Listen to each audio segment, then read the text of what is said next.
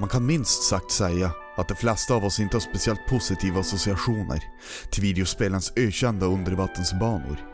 Dåliga kontroller, långsam pacing och frustrerande utmaningar verkar ofta gå hand i hand med dykning, vilket är synd. För havet är en vacker och mångsidig värld och bör tillåta för fantastiska spelupplevelser.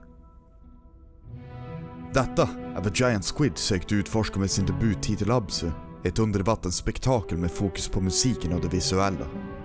Det bjuder på en del överraskningar sin korta speltid och obefintliga dialog till trots och kan med sina enkla kontroller och avkopplande spelmoment avnjutas av i stort sett vem som helst.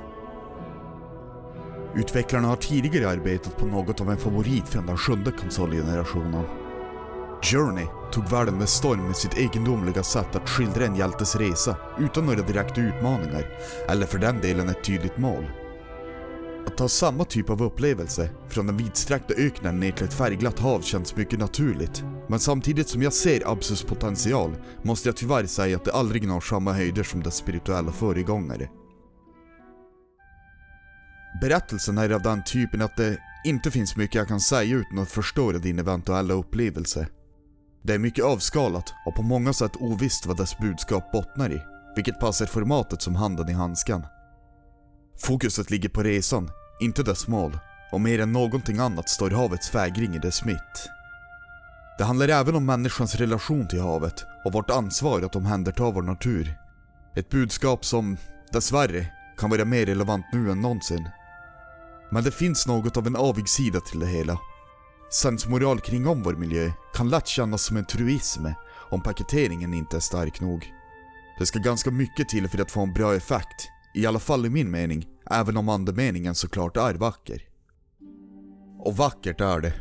Färgerna och havets väsen dansar med dig och dina sinnen i en livets hyllning. Du erbjuds tid att andas och tänka under din eskapad som kan pågå mellan 1 och 3 timmar beroende på din spelstil. Men det är någonting med upplevelsen som helt enkelt inte lyckades fånga mig.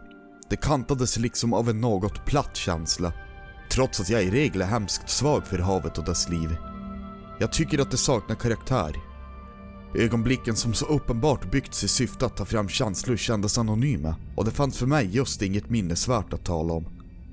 Spelalster av detta slag är såklart i mångt och mycket en mer subjektiv upplevelse än vad till exempel ett action-RPG kan vara.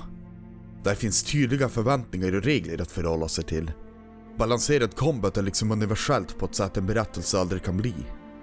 Min granskning av Abzu springer således här ur mitt hjärta, mycket mer än vad det gör ur min objektiva analys som kritiker. Anledningen att jag föranleder mitt slutbetyg med detta är för att jag vet att många blev golvade av äventyret, och deras intryck och kärlek för resan är inget jag tänkt utmana. Brukar du gilla den här typen av spel så är det i min åsikt fortfarande ett utmärkt köp, även om prislappen känns något hög. Om inte annat, så för att sponsra indieutvecklare och på så vis hjälpa till i kampen mot oligopolet de stora aktörerna så länge försökt cementera. I slutändan kanske mina tankar agerar en inblick i varför man ska vara mycket försiktig med sin hype. Med det sagt ser jag fram emot vad Giant Squid har kvar att erbjuda. Snart släpper det sitt andra spel, Pathless, och av trailern att döma lär det göra mig ett mycket större intryck. Vi får hålla tummarna och önska den lilla studion en ljus och lång framtid.